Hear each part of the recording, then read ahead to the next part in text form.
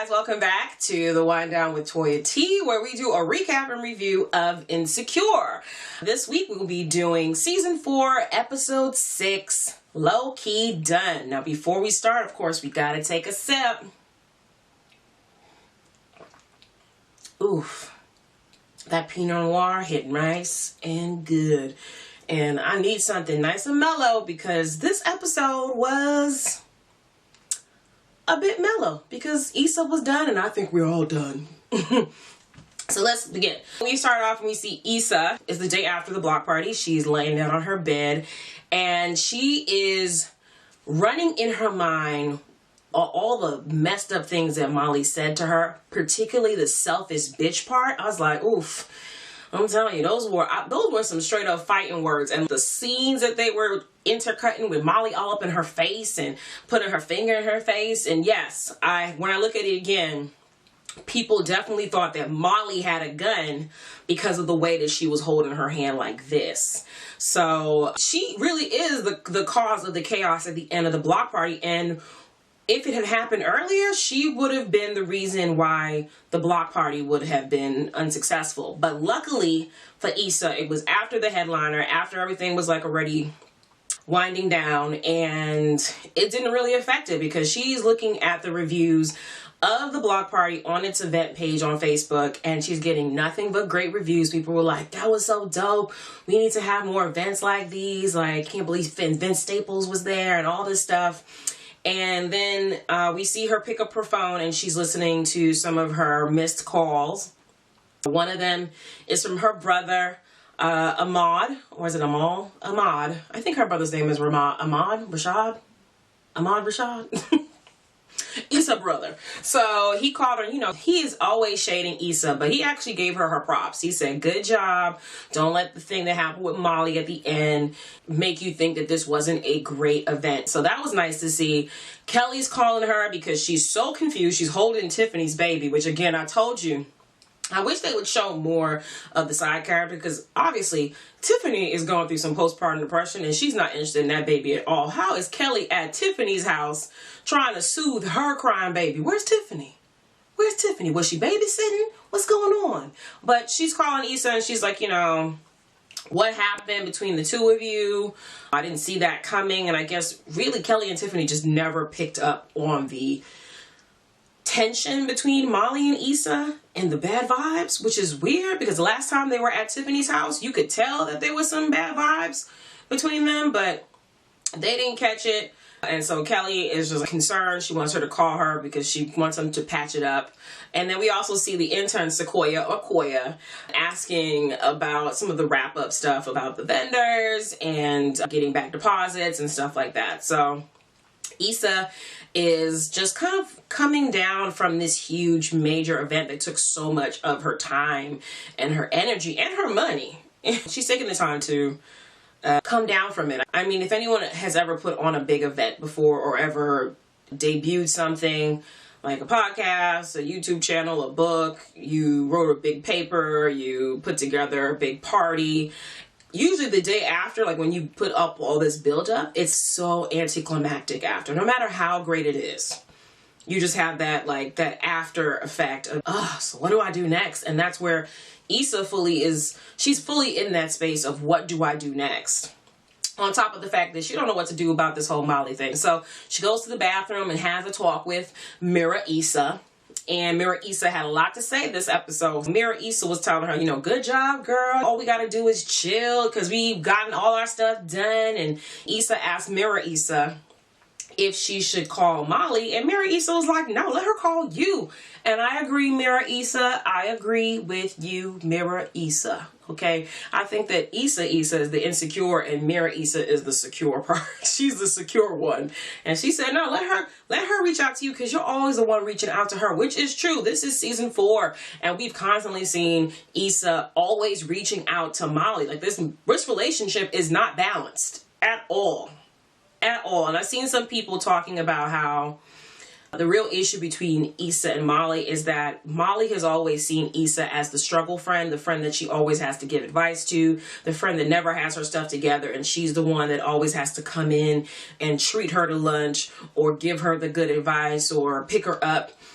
after she makes a mistake. And now Issa's not. She's getting her stuff together, and Molly doesn't know where she fits in that relationship when she had already pigeonholed Issa in that space, that, you know, that space of being the struggle friend. So she doesn't know what to do when Issa's not the struggle friend anymore. Mira Issa was like, so what you gonna do? And Issa decides that she's gonna have a self-care Sunday by herself. You know, self-care Sunday meaning take care of yourself because it's Sunday. So she starts off by cleaning out her apartment. Good job. She was cleaning the refrigerator. She was wiping down stuff, sweeping up. I was like, okay, girl, put your clothes away. Clean your counters. Put away your dishes. Okay. Issa's a grown up now, you know, over 30.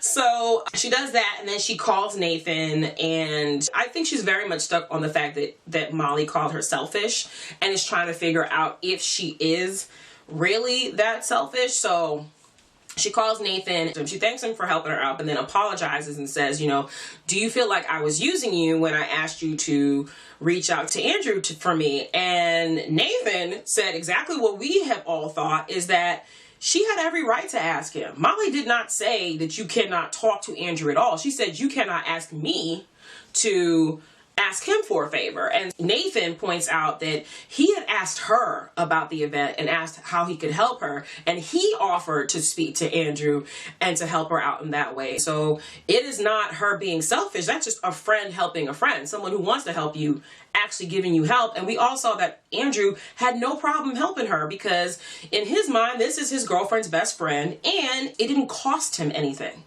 It cost him an email. Didn't cost him a pint of blood, a pound of flesh, money, nothing. It didn't cost him having to walk to Brooklyn from Manhattan to go get some cheesecake. None of these things. He didn't do anything. So he let her know that that's fine, and he was talking about how busy he's been since he's come back to LA. He's been cutting a lot of hair. We see him in the barbershop, so it's cool to see him actually working. And he pretty much lets her know, like, you know, you should hit me up later so we can talk. And so it seems really cool between the two of them. They seem to be in a good space, which is fine. I just don't want her to jump back into that, because we all know that he was the king of all ghosts. He ghosted her so badly. Drove her insane. And trust me, take it for someone who's been ghosted by someone who disappeared, who thought we were vibing, disappeared for months, and then came back and tried to act like nothing happened. Trust me. You don't want to be with that person. It's going to be a waste of your time. It's going to be a real waste of your time, because that person will do it again without any kind of thought about your feelings, because you already let them back in your life easily. Don't jump back into that, Issa. So with this spirit of being selfless and wanting to show that she's not selfish like Molly said that she was, Issa is at the grocery store and she's in line. And she sees this pregnant woman going up to everyone in the line, and she's saying, can you please help me? I don't have enough money to pay for my purchases. So she's asking each person for some help. And we see Issa look up at the security mirror, you know, where the security camera's behind the mirror. So she looks up in the mirror, and Mirror Issa was like, girl, don't do it. Don't do it. Don't do it. Because, you know, Mirror Issa's the smart one, the secure one, the one with sense. And Issa decides, no, I'm going to help her out, because Molly said I'm selfish and I take. Well, I'm going to give. I'm going to give. So she offered to help homegirl, right? And she thinks it's going to be just a little bit amount of money, because all she has is one of the little baskets. But what was in the baskets was, I think, diapers. I saw Huggies in there. I think she had formula and maybe some other baby essentials. And the cashier rings it up and is like, okay, that will be $154. And Issa was like, what? Oh, damn. Like, what you got in there? Don't sound like essentials. Which just points out how expensive, like, baby stuff is. So she's like, okay, let's put it on my credit card. And she got the embarrassment of all embarrassments, where the cashier swiped and she said, that was denied. She's like, can you try that again? Decline. She said, girlfriend, that's not going to change. So the pregnant girl, who had no money, I actually had the nerve to be like, well, you know what, the gift you gave me? She said, you gave me the gift of perspective. And she walked out. I was like, okay. And Issa pointed out, like, we didn't even have the baby yet. Anyway, you don't need this stuff. But once that lady's stuff was gone, she was able to make her purchase, which was just one big jug of wine. And we see that she got the jug of wine because she's intending to go to a sip and paint event. But before she gets there, she's driving to the event and she sees this older man and he missed the bus. He's like running after the bus. And again, she looks in her rearview mirror and Mirror Issa is like, nah, girl, don't do it. Okay, if you see a difference in the video, it's because I had to switch from my camera, which died, to my cell phone. So let's continue. Where was I? Oh, George is a hoot. I love that he said, I don't hit ladies, but I'll slap a bitch to protect myself. This is how you know he is. He is quite a character. But the best thing about him is that the conversation he was having with Issa, and he's talking about the old club Black Planet and how all his friends, they kind of just drifted apart. And he said there was always a sign. He was like, there was a sign when things were about to change. And Issa is like really taken in by that part of him talking about the good times with his friends and that how things didn't just change abruptly, but there was signs that things were going to change and they were never the same after that. She eventually drops off George, apparently at his son's house, who didn't even know he was coming. He was like, Dad, I wanted to see more what happened there. So Issa heads over to the Sip and Paint. She was almost late because of, driving around George. She gets there. It was already packed, so she ends up sitting with a group of friends. It happens to be Kyla Pratt. I don't know what her name is in the episode. I don't care. She's still just Kyla Pratt. So it's Kyla Pratt and her friends, and it turns out they're there for a bachelorette party. They're from the DC area, and Issa likes to see their friendship and them talking about the good old days and how Kyla Pratt, slept with one girl's brother and this person did this messed up thing, but they're still all good friends. And she said she couldn't think of anyone that she would want to be her bridesmaids, even though they all have their issues. And it's really cool. For her, you can tell she's starting to miss that kind of dynamic that she's had with her friends. And I think she starts thinking about, after this fight with Molly, the whole Kelly, Molly, Tiffany group that they have may not ever be the same because of this shift in the relationship between her and Molly. So at the end of that, they invite Issa to go out to drinks with them. And at first she's like, nah, but then she thinks about it. She's like, I ain't got nothing else to do, so I might as well just go hang out with them. And so they go to this restaurant and they're all getting to know each other, and they're asking Issa what she does for a living. And I like this part because you can tell that she was having that aha moment where she's trying to describe what she did because she hasn't quite figured out what she's going to do and what she's doing, what's next for her. And she came up with the word that she is a cultural curator. And I love it. I love it. She's like, I bring people together and put on events and create these experiences. And I was like, yes, girl, yes, yes. So you can see like she is really feeling herself, and she lets them know I have Vince Staples. I work with celebrities, and they were really impressed by her.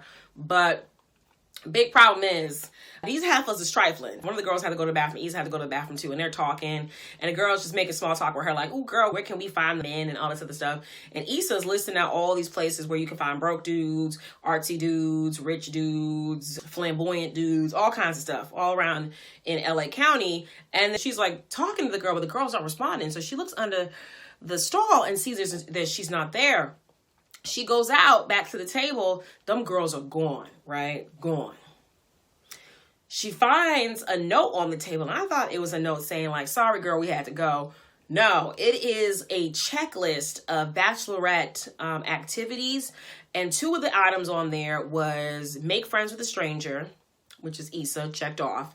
And the second one on there was dine and dash. Them damn trifling assholes left Issa with the bill. And we all know Issa ain't got no money because her credit card got declined at the grocery store for $154. So hopefully them girls didn't have no food and they only had one drink. But I don't know how she was able to pay for that. But somehow she did. She's pissed off. She's in her car. She's looking for them. She does see them walking down the street, and then she imagines that she runs up on them and hits one of them with the painting. And I was like, ooh, and I was like, oh my God, look at Issa. She's sticking up for herself. But of course, it was a daydream. But I was really hoping that she would have gotten buck with them. Just like how she was getting buck with Molly. I wanted to see her take on those girls, but she didn't. She continues to drive, and she's just in a mood. And she calls someone and says, can I come over? At first, I thought she had called Nathan. But she didn't. She called her mother. And I'm like, okay, so we finally see Issa's mother this season. And then we finally see her hanging out with her mother. So she went to her mom's house, and her mom was complaining about how she didn't invite her to this block party. She's like, my daughter has this big block party and she doesn't even invite me. And Issa points out that her mother doesn't like crowds of people. So what would be the point of inviting her to a block party where there would be people if she doesn't like to be around crowds of people? And I think it's crowds of black people. Don't quote me on that, but I swear she had said that. But I get it. She doesn't like places where things might pop off. So she's talking with her mom and she's explaining how she doesn't quite know what she's going to do now, like now that she's completed this thing. And her mother can really just tell that she needs a motherly hug. She needs a hug. She don't need the Ayala Van Zant mammy titty hug, not the one she gave Karuchi when she was crying about Chris Brown. She gave her a nice firm hug, and Issa starts breaking down, and they start talking about stuff. And her mother sits there and tells her that she admires her, and she's like, you admire me? I was like, oh my gosh, how are you so insecure? Like, she's surprised that her mother admires her, that, you know, is proud of her and all this stuff. And it was very touching to see and very just eye-opening about how Issa is as a person. But her mother did mention that, which I thought was funny. Issa pointed out that by the time her mother was her age, she was already married with 2 kids. And her mother told her, like, I didn't want none of that stuff. I didn't want no kids. That was a mistake. Y'all were mistakes. And she's like, you had 2 kids, so you had 2 mistakes? She said, yeah. I never thought that I could have kids, so y'all were 2 mistakes. But it ended up being a blessing, and I figured it out. But she's just trying to point out to her that, you know, you're just like me. Like, you'll eventually figure things out. You think that you're making mistakes, but you'll definitely eventually find your way. And this is, you know, the time for you to really think about what you want to do. So it was nice to see her have this conversation with her mom. She goes home. Well, she starts going home, and she calls up Kelly. And Kelly is like, yo, girl, like, you know, how are you doing? She's like, I'm good. And Kelly's asking her if she's called Molly. And Issa's like, no, I haven't.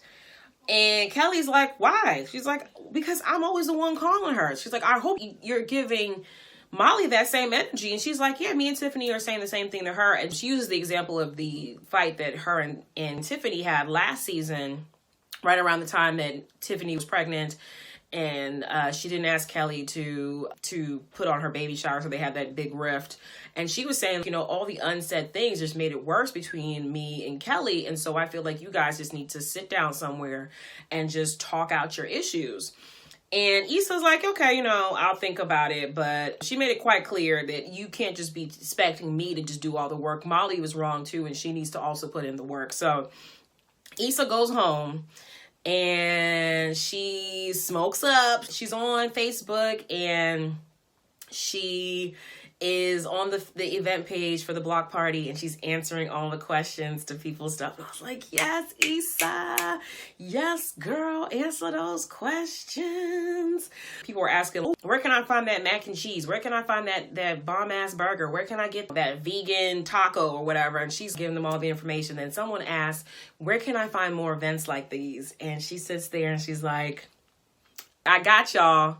Coming soon. I said, yes.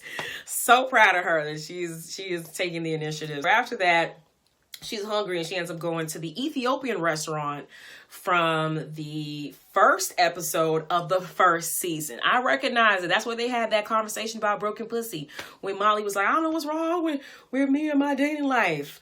And they had that whole conversation that eventually turned into Issa's rap later on in the episode. But she's about to go pick up some food from there, and she looks through the window and she sees Molly sitting at one of the tables. I guess she's also waiting for some takeout. And she thinks about it like, should I go in? And I think she's thinking about like what Kelly told her. And I think she's thinking about all the stuff that she saw today about people's relationships. And she takes a while. And then she walks away and goes back in her car. I said, yes, Issa, thank you, girl. Yes. You can't resolve this the next day. I'm sorry, you can't. You can't resolve it. Like some people say, you don't talk when you're mad, right? You don't have conversations when you're mad. You have to get through your mad time. Because if you talk when you are mad, just like what happened at the block party, all kinds of ugly, nasty stuff is going to come out your mouth. And you're not going to be able to take it back. And everything that they said to each other, especially what Molly said to her, and we see how it affected her the whole day, where she's second guessing herself, that you can't take that back. How do you work through that? You're going to need a mediator, or they need to go to friendship counseling or friendship therapy, group therapy, because I don't see how you work that out. And we're ready to see for next episode, which is episode 7. And isn't there 8 episodes in the season? So what the frick? Where is this going? Are there more than 8 episodes this season? Because where is this going? How's the penultimate episode a whole Molly-centered episode of her going to Mexico with Andrew and meeting up with, like, I don't know, his brother or his best friend or something. And I just don't know how that works out. How do you come back together on that last episode to culminate everything that happened throughout the season and set up for the next season? I don't know. It don't make no sense to me. But that's how it ends. I thought this episode was cool. It was real chill. I'm very proud of Issa of not breaking down. Like, I am full on Team Issa on this. Full on Team Issa. Because everything she said to Molly was only in, reaction to what Molly was saying to her. What Molly said was personal. It was personal digs. You're a selfish bitch. She said, well, you like drama. Because look what you're doing here. She said, why are you doing this here? So I'm on Team Issa. What team are you? Are you Team Issa or Team Molly? What do you think is going to happen? What do you think? Where is this season going? That's my question every single episode. Where is this season going? I mean, for once, it didn't feel like it was only like 20 seconds. But I just don't know. They're not giving me enough. There's so much to tie up. Are we going to see Condola again? Is she going to rekindle something with Lawrence? Is Lawrence losing his job? Is Tiffany going to go to therapy for her postpartum depression? Is Issa going to get back with Nathan? Like, what is going on? I don't know what's going on. And I look forward to next episode. Let me know what you think. Before I go, I want to point out, I don't know if it's on the HBO website, it might be, but Candy Burruss Tucker from Escape and Real Housewives of Atlanta fame is apparently in the show within the show. She plays the mother of LaToya in the Looking for LaToya show. And she posted a full-on clip, a 1-minute clip on her Instagram. I took it and reposted it on my Instagram. So if you want to see it, you want to see a full-on juicy clip of Looking for LaToya. They still looking for me. But they ain't gonna find me because they looking for a Toyota. And they ain't looking on Instagram and they ain't looking on YouTube to find me. But if you want to see more of Looking for LaToya, you can go on my Instagram page, which information should be right here. And it's in the show notes below. Be right here below me at LaToya T, LaToyat, where I posted the Looking for LaToya. So we can enjoy that too. Let's have a little conversation over there about that. And that's it for this episode. I'm not going to finish this before the end of this recording, so I'm just going to take a last sip. I look forward to talking to you guys next week where we get episode 7. All right, bye. I'm low-key done. I'm low-key done. Looking for LaToya. I'm low-key done. I'm low-key done. Like my t-shirt. Dorchester, that's where I'm from.